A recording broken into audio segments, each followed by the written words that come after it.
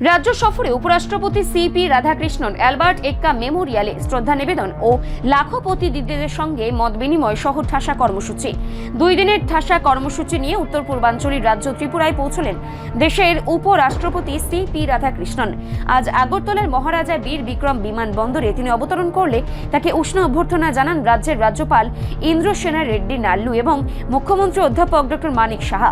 বিমানবন্দর চত্বরে guard of অনারের মাধ্যমে তাকে রাষ্ট্রীয় সম্মান প্রদান করা হয়। উপরাষ্ট্রপতির এই সফরকে কেন্দ্র করেই রাজধানী আগরতলা সহ রাজ্য জুড়ে প্রশাসনিক তৎপরতা তুঙ্গে। এখন নিরাপত্তা ব্যবস্থা নিশ্চিত করা হয়েছে। সফর সূচি অনুযায়ী আগামীকাল সকালে উপরাষ্ট্রপতি আগরতলা লিচুবাগান স্থিত অ্যালবার্ট এক্কা ওয়ার মেমোরিয়ালে গিয়ে দেশের বীর শহীদ সেনানীদের প্রতি শ্রদ্ধা নিবেদন করবেন। এরপর তিনি উদয়পুরের মাতাবাড়ি অভিমুখে রওনা হবেন এবং সেখানে মাতা ত্রিপুরা সুন্দরী মন্দিরে বিশেষ পুজো ও আরতিতে অংশ নেবেন। আধ্যাত্মিক কর্মসূচি সেরে তিনি যোগ দেবেন ত্রিপুরা কেন্দ্রীয় বিশ্ববিদ্যালয়ের 14তম সমাবর্তন অনুষ্ঠানে। সেখানে কৃতি ছাত্রছাত্রীদের হাতে ডিগ্রি ও মেডেল তুলে দেওয়ার পাশাপাশি এক বিশেষ দিক নির্দেশনামূলক ভাষণ দেওয়ার কথা রয়েছে তার। শিক্ষা ও সংস্কৃতির পাশাপাশি গ্রামীণ অর্থনীতির মনোন্নয়নে বিশেষ গুরুত্ব দিচ্ছে উপরাষ্ট্রপতির এই সফর লগ্নে তিনি হাপানিয়াস্থিত আন্তর্জাতিক মেলা প্রাঙ্গণে আয়োজিত একটি বিশেষ অনুষ্ঠানে লাখপতি দিদি প্রকল্পের সুবিধাভোগী মহিলাদের সঙ্গে সরাসরি মত বিনিময় করবেন।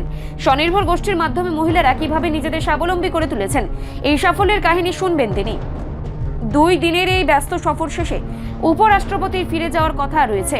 উচ্চপদস্থ ওই অতিথির সফর চলাকালীন যান চলাচল থেকে শুরু করে সাধারণ নিরাপত্তা নিশ্চিত করতে পুলিশ ও আধা সামরিক বাহিনী মোতায়েন করা হয়েছে।